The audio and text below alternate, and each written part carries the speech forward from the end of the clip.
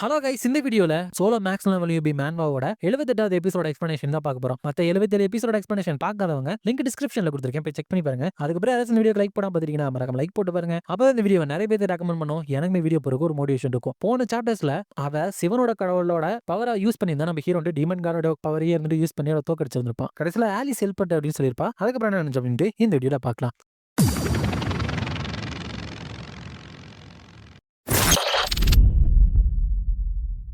Chapter ஸ்டார்டிங்லேயே Alice இருந்துட்டு அந்த எம்பரருக்கு ஒரு இன்ஸ்பிரேஷனுக்கு மாதிரி ஸ்பார்க் கொடுக்கணும் அப்படின்னா என்ற ஒரு நல்ல ஐடியா இருக்கு அப்படின்னு சொல்லியிருப்பா. அப்ப அங்க ஹீரோ வந்துட்டு அந்த வெப்பன் அமைச்சிருச்சான் இல்லையா, அந்த ஓட்டைக்கிட்ட எல்லாருமே அப்படியே உட்காந்து இருக்கிறப்ப ஆலிஸ் இருந்துட்டு, ஹே எம்பரர், உங்களோட இமேஜை பத்தி உங்களுக்கு கவலையே இல்லையா? இந்த மாதிரி ரொம்ப பாவமா முட்டாள்தனமா இப்படி உட்காந்து இருக்கீங்க, இப்படி உட்காந்துட்டு உங்களோட பேர் வந்துட்டு ரெயின் ஹார்ட் அப்படின்னு உங்களால சொல்ல முடியுமா அப்படிங்கிறப்ப மெக்கான்ஸ் இருந்துட்டு, எவ்வளவு தைரியம் தான் எம்பரரை பார்த்து இப்படி பேச அப்படிங்கிறப்ப ஆப்ரஹாம் இருந்துட்டு தடுத்து நிறுத்திட்டு, இந்த மேஜர் இருந்துட்டு கேங் ஜெனியோட ஃப்ரெண்ட், அவ என்ன பண்றான் அப்படின்னு கொஞ்சம் இப்போதைக்கு பார்க்கலாம் அப்படிங்கிறப்ப ஆலிஸ் இருந்துட்டு, என்ன ஒரு சைட், எனக்கு தெரிஞ்ச ரெயின் நாட் இருந்துட்டு கண்டிப்பா இப்படி கிடையவே கிடையாது அப்படின்னு சொல்லிட்டு த்ரெசன்சியா தீரா அப்படின்னு சொல்லிட்டு ஒரு மேஜிக் ஸ்பெல்ல சொல்றப்ப அவ வந்துட்டு இப்ப அந்த எம்பரரோட வெப்பனை எடுத்து தானே அதை சொன்னா. அந்த எம்பரரோட வெப்பன் இருந்தது முதலாம் எம்பரருக்கு சொந்தமானது. சோ அந்த வெப்பனை யூஸ் பண்ண ஃபர்ஸ்ட் யூசரோட ஆன்மாவை இருந்துட்டு அந்த மேஜிக் மூலியமா இவ சமன் பண்ணிருக்கா. அவனே வந்து உனக்கு வந்துட்டு நல்ல லெசனை சொல்லி கொடுப்பான் பாரு. இந்த எம்பையரோட ஃபவுண்டிங் எம்பரர் முதலாம் ரெயின்ஹார்ட் அப்படிங்கிறப்ப அவரோட ஆன்மா வந்திருக்கு. அப்ப இந்த எம்பரர், அதாவது மூன்றாம் ரெயின்ஹார்ட் இருந்துட்டு, வாய்ப்பே இல்ல, நீங்க ஃபவுண்டிங் எம்பரரா அப்படிங்கிறப்ப அந்த ஃபவுண்டிங் எம்பரர் வந்துட்டு என்னோட வம்சாவளி, எதுக்காக நீ வந்துட்டு இப்படி தரையில உட்காந்து இருக்க, நீ வந்துட்டு உடஞ்சு போறதுக்கு உன்னையே நீ அனுமதிக்க கூடாது, ஒரு எம்பரரா இருந்துட்டு அதெல்லாம் பண்றதுக்கு யோசிக்க கூட கூடாது அப்படிங்கிறப்ப இந்த எம்பரர் இருந்துட்டு, நான் என்ன பண்றது, என்னோட சைல்டு, அவனுக்கு தான் நான் எல்லாமே கொடுக்கலான்ட்டு இருந்தேன், திடீர்னு அவன் இந்த உலகத்தை விட்டே போயிட்டான், அவ இல்லாம நான் எப்படி கண்டினியூ பண்றது அப்படிங்கிறப்ப இந்த ஃபவுண்டிங் எம்பரர் உன்னோட பையன் கிட்ட நான் பேசினேன், நீ நல்லா கேளு, என்னோட ரத்தத்தின் வழி வந்தவங்க எல்லாருமே என் கூட தான் இருக்காங்க, அவன் வந்துட்டு உண்மையுமே ஒரு நல்ல பையன், நீ ஏன் உன்னை சக்சஸரா மாத்தணும் அப்படின்னு ஆசைப்பாரு அப்படின்னு என்னால புரிஞ்சுக்க முடியுது. பட் உன்னை இந்த மாதிரி ஒரு சிச்சுவேஷன்ல பார்த்தா அவன் ரொம்ப மனசு கஷ்டப்பட மாட்டான். சோ நீ ஒரு உண்மையான ரெயின் ஹார்ட்டா வாழ்ந்திருக்க, எந்த ஒரு ரிக்ரெட்டுமே இல்லாம வாழ்ந்திருக்க அப்படின்னு சொல்லிட்டு நீ இறந்ததுக்கு அப்புறம் உன்னோட பையன் கிட்ட எங்கள்கிட்டயும் வந்துட்டு பெருமையா சொல்ற மாதிரி ஒரு வாழ்க்கையை நீ வாழ வேணாமா அப்படிங்கிறப்ப இந்த எம்பரருக்கு அவரோட பையன் கிட்ட எவ்வளவு ஜாலியா இருந்தாங்க அப்படிங்கிற மெமரி எல்லாம் வந்து வந்து போயிட்டு ஒரு வழியா எந்த ஒரு எமோஷனுமே இல்லாத மாதிரி இருந்தவரு அழுக ஆரம்பிச்சிடாரு. ஃபைனலி இப்பதான் உன்னோட கண்ணுல ஒரு உயிரே தெரியற மாதிரி இருக்கு அப்படின்னு சொல்லிட்டு எம்பரர் மெசேஜ் அப்படிங்கிற ஒரு ஸ்கில் இருந்துட்டு இந்த முதலாம் ரெயின் ஹார்ட் இருந்துட்டு ஆக்டிவேட் பண்றாரு. அங்க இருக்கிற எல்லா மக்களுக்குமே சில்ட்ரன் ஆஃப் த எம்பையர், நான் தான் ஃபவுண்டிங் எம்பரர், உங்களுக்கு கமாண்ட் பண்றேன், உங்களோட வெப்பன் எல்லாத்தையுமே இப்பயே வீசிட்டு ஃபைட் பண்றதை நிறுத்துங்க அப்படிங்கிறப்ப எல்லாரோட வெப்பனுமே கீழே விழுந்துருது. அது எல்லாம் என்னாச்சு, என்னோட பாடி வந்துட்டு தானா நகருது அப்படிங்கிறப்ப அந்த பென்ஸ்டலோட மண்டைய அந்த சவான இருந்துட்டு அப்படியே தரையில வச்சு அடிச்சுக்கிட்டு, எம்பையரோட ட்ரெயின்டர் பென்ஸ்டலன், இதுதான் உங்களோட ரெவல்யூஷனுக்கு ஒரு முடிவு அப்படிங்கிறப்ப இந்த ஃபவுண்டிங் எம்பரர் இருந்து, இதுக்கு மேல என்னோட வம்சாவளி எல்லாருமே பார்த்துப்பான்னு நம்புறேன், என்னை இங்க கூப்பிட்டதுக்கு ரொம்ப நன்றி மாஸ்டர் அப்படின்னு நம்ம ஆலிஸ மாஸ்டர் அப்படின்னு சொல்றான். அப்ப ஆலிஸ் இருந்துட்டு, பரவாயில்ல, நான் மாஸ்க் போட்டிருந்தாலும் என்ன உன்னால கண்டுபிடிக்க முடியுதுல்ல அப்படிங்கிறப்ப அந்த ஃபவுண்டிங் எம்பரர் இருந்துட்டு, அந்த ஆல் ஆஃப் டீப்ரா விட வந்துட்டு நீங்க எஸ்கேப் ஆகி வந்துட்டீங்க போல, மறுபடியும் உங்களை பிரிஞ்சு போகணும் அப்படின்னு நினைக்கிறப்ப எனக்கு ரொம்ப கஷ்டமா தான் இருக்கு அப்படிங்கிறப்ப ஆலிஸ் இருந்துட்டு, என்னை பத்தி கவலைப்படாத, நான் முழுசா நம்பக்கூடிய ஒரு சார்ந்து இருக்கக்கூடிய பர்சனை வந்துட்டு கண்டுபிடிச்சிட்டேன் அப்படின்னு சொல்றா. சோ இந்த மாதிரி எம்பரருக்கு எதிராக நடந்த அந்த அப்ரோர் இருந்துட்டு ஒரு முடிவுக்கு வந்துருச்சு. பென்ஸ்டலனும் அவனோட குரூப் இருந்துட்டு அந்த அப்ரைசிங் வந்து கிரியேட் பண்ணதுக்காக மரண தண்டனை கொடுத்துட்டாங்க. பட் எம்பரர் வந்து ரொம்ப இறக்கமுள்ளவர் அப்படிங்கறனால அவனோட மன தேர்தணும் அப்படிங்கிறதுக்காக அந்த சவானா கிட்ட இருக்கிற ரீஹபிலேஷன் ஃபெசிலிட்டி வந்து அவங்க அமைச்சு வச்சாங்க. அந்த மெக்கன்சிக்கும் ஆப்ரஹாமுமே இந்த தண்டனை கிடைக்குது. பட் அவங்க வந்துட்டு அதை வந்து ரெசிஸ்ட் பண்ணல. அதுக்கப்புறம் ஹீரோ வந்து என்ன பண்றான் அப்படின்னா, அந்த நிராஷா வந்துட்டு கொல்லாம விட்டான் இல்லையா, அவங்கள்ட்ட இருந்து இருக்கிற ட்ரெஷர் எல்லாத்தையுமே வாங்கிக்கிறான். இந்த மாதிரி ஒரு பெரிய கில்டோட மெம்பர்ஸ் வந்துட்டு நான் கொல்லாம விட்டதுனால அவங்கள்ட்ட இருக்கிற எல்லாத்தையுமே என்கிட்ட விட்டோம்னா அவங்களோட உயிரை போக விட்டுட்டேன். இந்த ஃபாஸ்ட் ரெசல்யூஷன்ல நிறைய பேரோட உயிர் வந்துட்டு போயிருக்கு. இருந்தாலும் மக்களோட மைண்ட்ல வந்துட்டு ராயல்ட்டியை பத்தின ஒரு டவுட் அப்படிங்கிறது இருக்கதான் செஞ்சுச்சு. பட் அந்த எல்லா டவுட்டுமே மறுபடியும் அந்த எம்பரர் ஒரு உயிரோட்டத்தோட ஒரு பேஷனோட அவங்க முன்னாடி வந்ததுக்கு அப்புறம் அந்த டவுட் எல்லாமே போயிருச்சு. அப்படிங்கிறப்ப பழைய மாதிரி அவர் இருந்தது ஒரு எம்பரர்னா எப்படி இருப்பாங்க அந்த மாதிரி மக்கள் முன்னாடி இருந்துட்டு பேச ஆரம்பிக்கிறாரு. அப்ப அதை பார்த்த பெண்மையரன்ட்டு மெஜஸ்டி பழைய மாதிரியே மாறிடுச்சு. சொல்லிட்டாரு. அது எல்லாத்துக்குமே உனக்கு தான் நன்றி சொல்லணும் கேங் ஜின்யூக். நான் உனக்கு ப்ராமிஸ் பண்ண மாதிரியே இதுக்கு மேல இருக்கிற ஃப்ளோருக்குலாம் போறதுக்கான ஷார்ட் கட்டை வந்துட்டு உனக்கு ப்ரொவைட் பண்ணுவேன். அது மட்டும் இல்லாம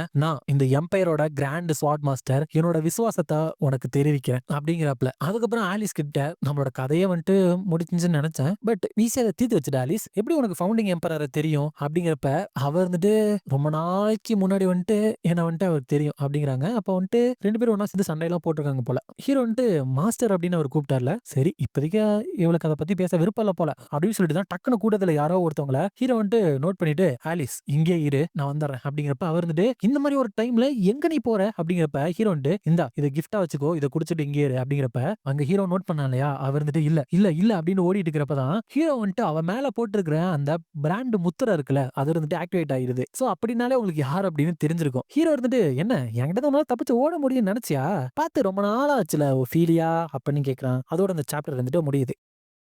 சோ நெக்ஸ்ட் சாப்டர்ல இந்த ஒஃபீலியா வந்துட்டு டெக்காசஸ் ஹவுஸ் ஹோல்டர்ல இருந்து தான் அனுப்பிச்சு வச்சிருப்பாங்க. அப்ப அவங்க எல்லாருமே இவளை சுத்தி நின்று இவளை போட்டு மாங்கு மாங்குன்னு அடிச்சிருக்காங்க.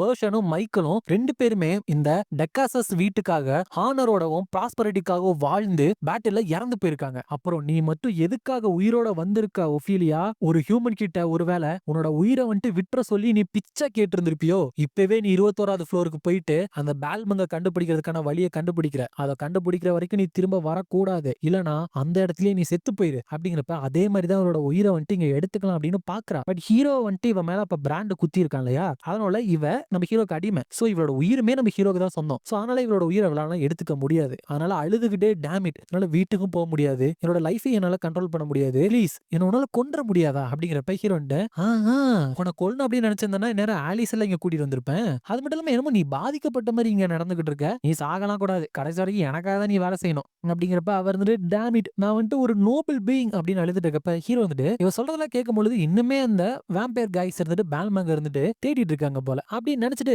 ஒஃபீலியா நீ உடனே போயிட்டு அவங்கள்ட்ட என்ன சொல்ற, அந்த பேல்மங்க கண்டுபிடிக்கிறதுக்கான வழியை நீ கண்டுபிடிச்சிட்டன்னு போய் சொல்லு அப்படின்னு சொல்லிடுறான். ஹீரோ வந்துட்டு அந்த பேல்மங்க அப்படிங்கிறது தான் டிராகன் ஸ்லேயர் ஸ்வார்ட். டிராகன்ஸை வந்துட்டு வேட்டையாடுறதுக்காக ஒரு பெஸ்டான ஹோலி ரெலிக். அந்த பேல்மங்க இருந்துட்டு இப்போ ஒரு டிராகனை கொன்னு அதோட உடம்புலயே இந்த 21வது ஃப்ளோர்ல தான் இருக்கு. அது கொன்னது வந்துட்டு பாய்சன் டிராகன் அப்படிங்கறனால அதோட உடம்புல இருந்து இன்னுமே பாய்சன் வந்துட்டு லீக் ஆயிட்டு தான் இருக்கு. ஹவவர் பிளேயராலேயோ இந்த டவர்ல இருக்கிறவங்களோ ஈஸியா அந்த டஞ்சனை வந்துட்டு கண்டுபிடிச்சிட முடியாது. ஏன்னா அந்த டஞ்சனோட லொகேஷன் வந்துட்டு ரேண்டமா மாறிக்கிட்டே இருக்கும், அதுவும் எந்த ஒரு பேட்டர்னுமே இல்லாம. அதை கண்டுபிடிக்கிறதுக்கு ஒரே ஒரு வழிதான் இருக்கு அப்படின்னு நினைச்சு போயிட்டே இருந்துட்டு டக்குனு திரும்பி பாக்குறப்ப அந்த இடத்துல ஒருத்தன் இருக்கான். அவன் இருந்துட்டு இந்த செவுத்துல நல்ல பேட்டர்ன் இருக்கு அப்படின்னு அப்படியே தெரியாத மாதிரி நடிக்க பாக்குறப்ப ஹீரோ வந்துட்டு அவனோட ஐஎஃப் குளூட்டனி வச்சு பாக்குறப்ப அவனோட பேர் வந்துட்டு தெர்சிஸ் டான்தலியான் அப்படின்னு போட்டிருக்கு. லெவல் வந்துட்டு 50 இருக்கா, ஏஜ் என்ன அப்படின்னு அங்க போடவே இல்ல. எல்லாமே கொஞ்சம் கம்மியா இருந்தாலும் டேஞ்சர் டிடெக்ஷன் வந்துட்டு 152 இருக்கு. காப்பி கண்டிஷனுக்கு வந்துட்டு ஹீரோக்கு 2 கண்டிஷன் இருக்கு. இந்த ஃபெர்சிஸ் இருக்கா இல்லையா, இவன் வந்துட்டு ஃப்ளோர் முழுக்க சுத்தி நியூஸை வந்துட்டு எல்லாத்துக்குமே சொல்றவன். இவனோட ஸ்கில்ல காப்பி பண்ண அப்படின்னா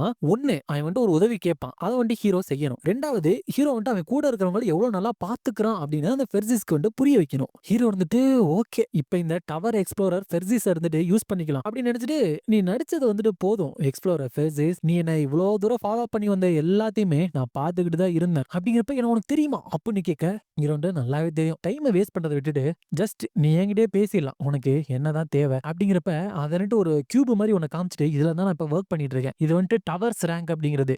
இந்த டவர் ஆஃப் ட்ரையல்ஸ்குள்ள வந்துட்டு ஆக்டிவா இருக்கிறவங்களோட பவரை வந்துட்டு இது கால்குலேட் பண்ணி அவங்க இந்த டவர்ல எத்தனாவது ரேங்க்ல இருக்காங்க அப்படின்னு இது சொல்லும். பி ஹானஸ்ட் நீ வந்துட்டு இந்த லிஸ்ட்ல வரணும் அப்படின்னு சொல்லிட்டு நிறைய விஷயத்த வந்துட்டு கேப்பே விடாம மூச்சு விடாம ஹீரோ வந்து சொல்லிக்கிட்டே இருக்கான். ஹீரோ வந்து இன்னுமே இவன் வந்துட்டு நம்பர்ஸ் மேல அவ்வளவு ஒரு ஆர்வமா தான் இருக்கானா, அப்படி கிட்டத்தட்ட அந்த ரிக்ஸ் மாதிரி இவனை வச்சுக்கலாம். அதுக்கப்புறம் டவரோட ரேங்கிங்கா, சோ இதுதான் இவனுக்கு ஹெல்ப் பண்றதா, இது பண்ணா காப்பி கண்டிஷன் ஃபுல்ஃபில் ஆயிருமா அப்படின்னு நினைக்கிறப்ப அவன் வந்துட்டு நீங்க இதுல வந்துட்டு சைன் பண்ணா போதும், உங்களோட எல்லா பர்சனல் இன்ஃபர்மேஷனும் அதுக்கப்புறம் உங்களோட கம்பெனியோட இன்ஃபர்மேஷனும் வெளியே வந்து தெரிவிக்கிறதுக்கு ஓகே அப்படின்ட்டு. அப்படிங்கிறப்ப ஹீரோ வந்து நான் உடனே சைன் பண்ணிடுறேன், நீ மட்டும் எனக்கு ஒரு சின்ன உதவி செஞ்சனா அப்படிங்கிறப்ப அவர் வந்துட்டு அஃப்கோர்ஸ் நான் ஈஸியா பண்ணிடுவேன், என்ன பண்ணணும் அப்படின்னு கேட்க ஹீரோ வந்துட்டு ரொம்ப சிம்பிள்ப்பா, இந்த டிராகன் ஸ்லேயர்ஸோட பேல்மங்க இருக்கிற டஞ்சன் இருக்குல்ல அதோட என்ட்ரன்ஸை மட்டும் எனக்காக கண்டுபிடிச்சு கூட உன்னால அதை பண்ண முடியும்னு எனக்கு நல்லா தெரியும் அப்படிங்கிறப்ப அவர் வந்துட்டு பட் அந்த எம்பையர் இருந்துட்டு அதை கண்டுபிடிக்க கூடாது அப்படின்னு பேன் பண்ணியிருக்காங்க.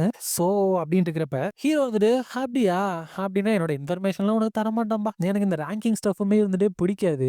நீ எனக்காக எதுவும் பண்ண மாட்ட. நான் மட்டும் பர்சனல் இன்ஃபர்மேஷன் குடுக்கணுமா? அப்படிங்கிறப்ப, அவர் வந்துட்டு இல்ல அப்படிலாம் இல்ல அப்படிங்கிறப்ப ஹீரோ வந்துட்டு, என்ன ஒரு நான்சென்சியலான நெகோசியேஷன் இது. நான் இங்கிருந்து போறேன். இதுக்கப்புறம் நான் உன்ன பேசவே மாட்டேன் அப்படிங்கிறப்ப, அவர் வந்துட்டு மிஸ்டர் கேங் ஜின்யூ ப்ளீஸ் இன்னும் கொஞ்சம் சிம்பத்தட்டிக்கலா இருந்துங்களேன். நான் வந்துட்டு சாதாரண ஒரு இண்டிவிஜுவல் எக்ஸ்ப்ளோரர். நான் வந்துட்டு இவ்ளோ பெரிய எம்பையர என்னோட எதிரியா மாத்திக்கிட்டேன் அப்படின்னா, எனக்கு வந்துட்டு பெரிய ஆபத்தாயிரும்ல அப்படிங்கிறப்ப, ஹீரோ வந்துட்டு அத நினைச்சு தான் நீ கவலைப்பட்டுட்டு இருக்கியா? நீ ஏன் அந்த பால்மங்கோட டஞ்சனுக்கு நீ போகவே இல்ல அப்படின்னு சொல்லிட்டு, இந்த சீக்ரெட்ட நமக்குள்ளேயே மட்டும் வச்சிருக்க கூடாது அப்படின்னு கேட்கிறான். அதுக்கப்புறம் அங்க பிளாக் க்ரோ கில்ட காமிக்கிறாங்க. நம்ம ஹீரோட கில்டு. அங்க அந்த யூரி இருந்துட்டு என்னோட லைஃபே எனக்கு பிடிக்கல. எதுக்காக இவ்ளோ அப்ளிகேஷன வந்துட்டு நான் ரிவ்யூ பண்ணிட்டு இருக்கணும் அப்படிங்கிறப்ப, அந்த ஹீவோங் அப்படின்னு அங்க ஒருத்தர் இருப்பான்ல, நம்ம ஹீரோக்கு பதிலா இப்போதைக்கு கில்டு மாஸ்டர் மாதிரி அந்த இடத்துல அவன் இருப்பான். நம்மளால என்ன பண்ண முடியும்? நம்ம கில்டு மாஸ்டரோட 21வது ஃப்ளோரோட ரைடு வீடியோ இருந்துட்டு அவ்ளோ வியூஸ் போயிட்டு இருக்கு. இந்த மாதிரி ஆலிஸ் மட்டும் இருந்திருந்தாங்கன்னு வச்சுக்கோங்களேன், அதெல்லாம் நமக்கு நடந்திருக்கவே நடந்திருக்காது. அவங்க நான் ரொம்ப மிஸ் பண்றேன் அப்படிங்கிறப்ப தான் அந்த ட்வின்ஸ் இருந்துட்டு 2 பேரும் அங்க வந்துட்டு நாங்க வந்துட்டோம் அப்படிங்கிறப்ப, நீங்க யூரோப்ப சேர்ந்த சைக்கோ ட்வின்ஸ் எஸ் ரேங்க் கேசி அதுக்கப்புறம் ஜுடோலோ தானே அப்படிங்கிறப்ப,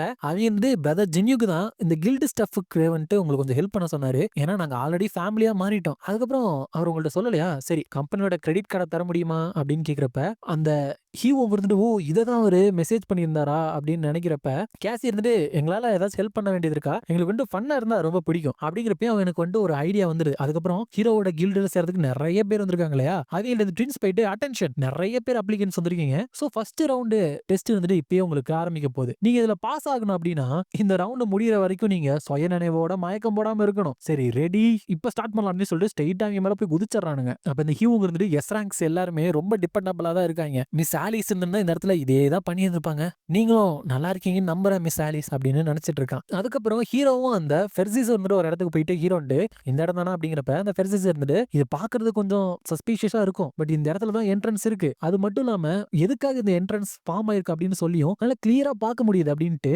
என்ட்ரி பாஸ் அப்படிங்கிற ஒரு ஸ்கில்லை வந்து ஆக்டிவேட் பண்றான். இது மூலியமா இந்த மாதிரி என்ட்ரு ஆகக்கூடாத டஞ்சனு கூட ஃபோர்ஸ் பண்ணி இவனால என்ட்ரி வந்துட்டு வாங்கிக்க முடியும். பட் அதுக்கு பெனால்ட்டியா இதுக்குள்ள இருக்கிற எந்த ஒரு ஐட்டமும் எக்ஸ்பீரியன்ஸ் பாயிண்ட் இவனுக்கு கிடைக்காது. ஹீரோ வந்துட்டு நான் வந்துட்டு எப்படா அதை கண்டுபிடிக்க போறது, அதுக்கு காம்ப்ளெக்ஸான ட்ராக்கிங் மேஜிக் வேணுமே அப்படின்னு நினைச்சுக்கிட்டே இருந்தேன். பட் பெர்சிஸ் கிட்ட இருந்து எக்ஸ்பெக்ட் பண்ணதான் அப்படின்னு நினைக்கிறப்ப அவன் வந்துட்டு லெட்ஸ் கோ இந்த டஞ்சன் எப்படி இருக்கும் அப்படின்னு சொல்லிட்டு ரொம்ப நாளா பாக்கணும்னு எனக்கு ஆசை அப்படின்ட்டு உள்ள போறப்பதான் அந்த இடத்துக்கு ஒஃபீலியாவும் அந்த வேம்பையரும் வந்திருக்காங்க. சோ ஹீரோ வந்துட்டு இந்த வேம்பையர் இங்க வர வைக்கணும்னு தான் பிளான் போட்டிருக்கான் போல. சோ அந்த வேம்பையர் வந்துட்டு நீ நல்ல வேலை பண்ணிருக்க ஒஃபீலியா, அப்புறம் மத்தவங்க எல்லாருமே போங்க அவங்கள போயிட்டு சேஸ் பண்ணி புடிங்க அப்படின்னு சொல்றாங்க. அதோட இந்த சாப்டர் வந்துட்டு முடியுது. இந்த வீடியோ பிடிச்சிருந்தா மறக்காம லைக், ஷேர் அண்ட் சப்ஸ்கிரைப் பண்ணிருங்க. உங்களை நான் அடுத்த வீடியோல பார்க்குறேன்.